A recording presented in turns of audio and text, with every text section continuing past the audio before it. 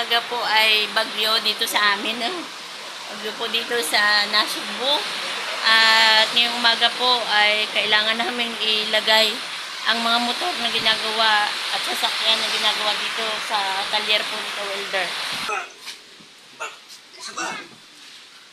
Hawakan paliko dito. Sige pa, papunta dito. Yan, sige pa. Yan, sige pa. Sige. Hanggat hindi sinasabing okay na. Oh. Iyan mo lang, steady mo lang. Sabihin mo dito, pipigilan mo dyan, baka buwan. Balik ang gulong.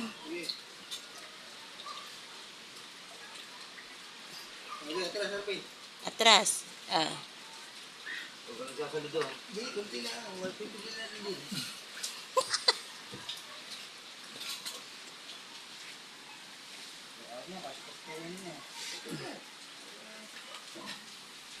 Oh, Yan.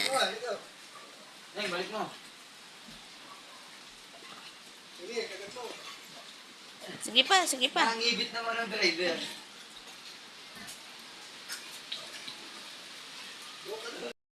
Pasok na, ka. Tutok. Oh, pabalik mo. Opo, balik. Straight mong gulong. Dali. Sige pa. Sige. Up. Yan. Oh, pabalik mo muna. Okay yan. Diretso lang. Okay na yan. Driver na tayo ni. Oh, pabalik mo konti. Kasabit pa din eh. Sige. Yan. Masisira din ang ano. Aba.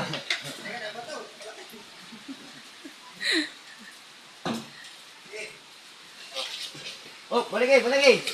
Yan. Yan. Ano, driver na si Neng. Wala, pwede pa natin. Lahat na lang natin. Sino yung driver? Isasabit sa ano? Sa gulong. Okay. Hindi ba? Kanina. Nailusot din sa ano. Nailusot din sa maliit na ano. Baka ang ganda ng gamitin na.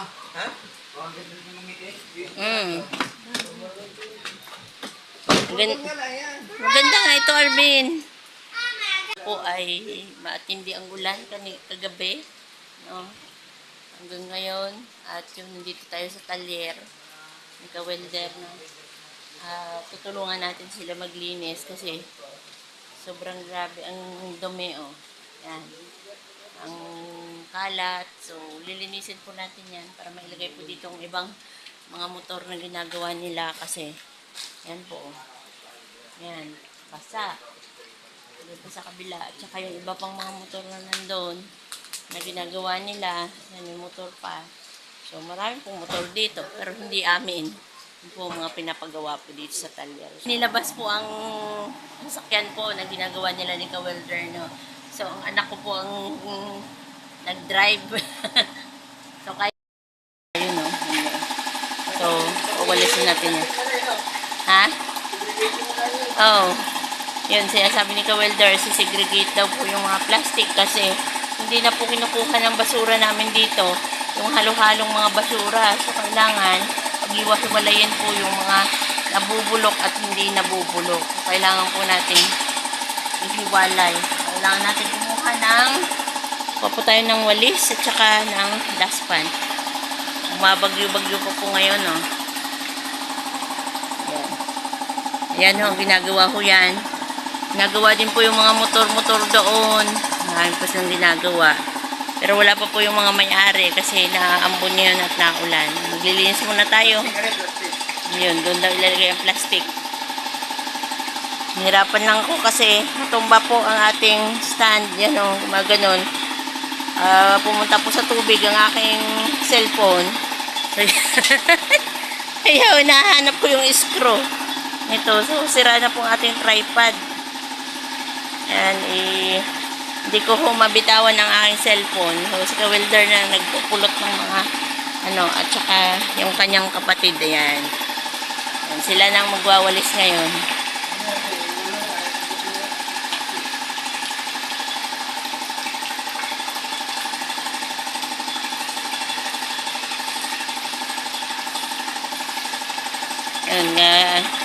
mahirap po ang sistema namin dito kapag ka umuulan. Bumabagyo. Yan po, basang-basa. Ang area po ng ano, ang bubong. Mabuti po, napalitan na yung bubong dito sa kabila. Yan.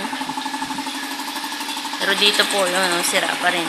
Wala pa rin po yan. Kaya, napaka-limited lang po ng space na magagamit. Lahat ng gamit po, lahat ng tambak nandito. Kasi wala kang bubong. Yan, sa kapitbahay po yan.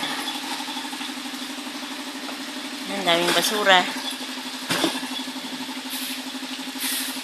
Kailangan siyang hiwa-hiwalayin.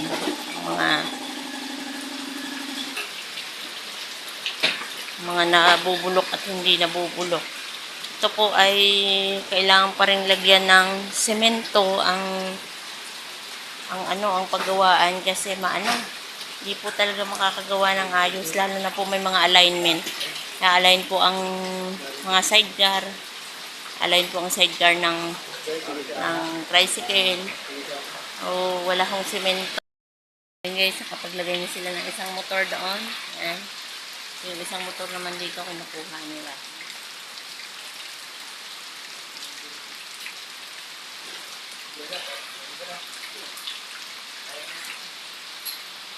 Tanggal pa siya ng mga bakal. Ako, hindi ko po kaya yan kasi mabibigat po. So, kailangan talaga ay ikatulong si ka-welder. Pag si ka-welder lang mag-isa, mahirapan din siya. So, mabuti na lang dito ang kapatid niya. So, para maiayos nila ang mga motor.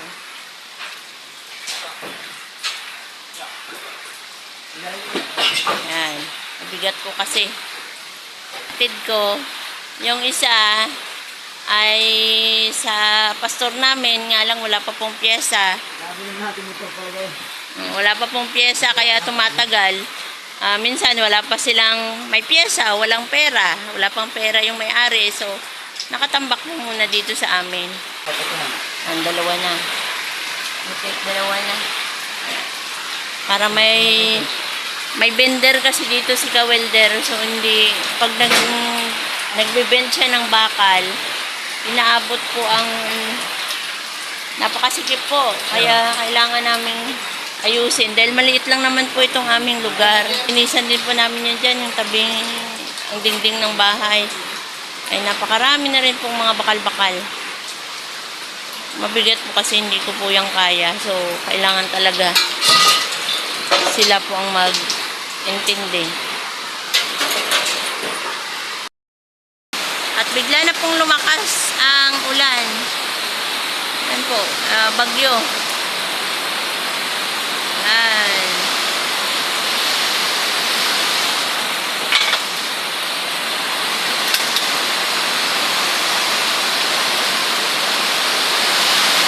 Ang lakas.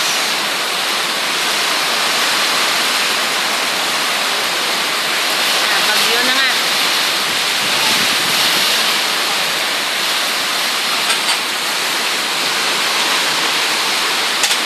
Oh, betul. Ayan, basag. Ayan. Grabe. Dapat nila.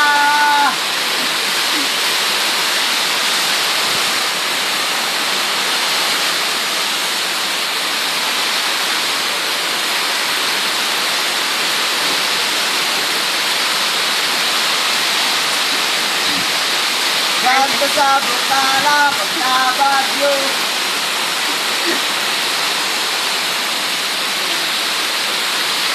Lalo ba ito? Sobrang lakas naman ang ulan. Ayan. Sobrang lakas ng ulan. Ayan. Oh. Okay na yan. Mamaya naman. Pasok muna tayo. Basa na si ka-welder. Ayun. Ayun, pumapasok ang tubig. TikTok muna, TikTok. Nakaulan yun. TikTok lang ako, nakaulan eh. Nakasa ng... Ayan guys, ayan na ho ang kanilang nilinisan. At nakapagpasok na po sila ng tatlong motor. Yan.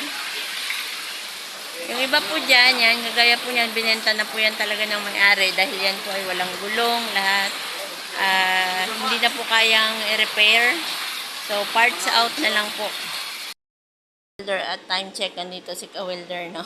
So, patuloy pa rin tayong nagliligpit. Wala Yan. naman ang ulan, wala nang ulan. Wala na pong ulan. Nalipit na namin yung iba. Pero hindi natin alam, baka mamaya lumakas uli. So, yan. May ginagawa po siya, nangangalakal. Natanggal ko yung aluminum. Tatanggal ng aluminum. Sinakakalat lang po yan. Mga brake shoe po, mga pinapalitan namin. Mga papalitan po na yung brake shoe.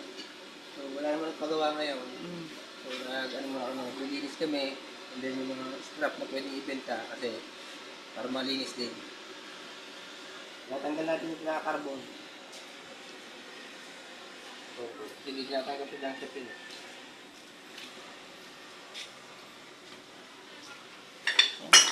Nagtatanso. Natanso. Nagtatanso. Yan. At yun po si Arvin yun. Nagbubuhat ng buhangin. Para naman ma-exercise niya ang kanyang mga muscle for 11 months.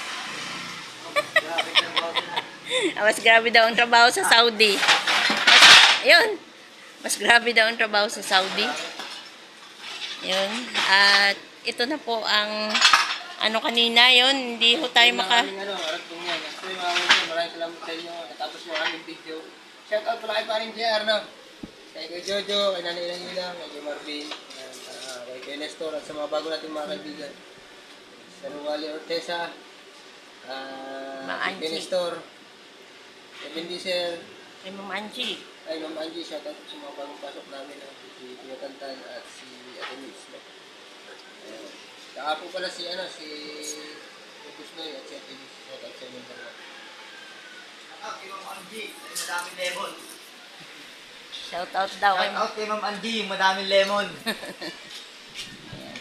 So yun, ito na po ang kanilang nagawa. Yan.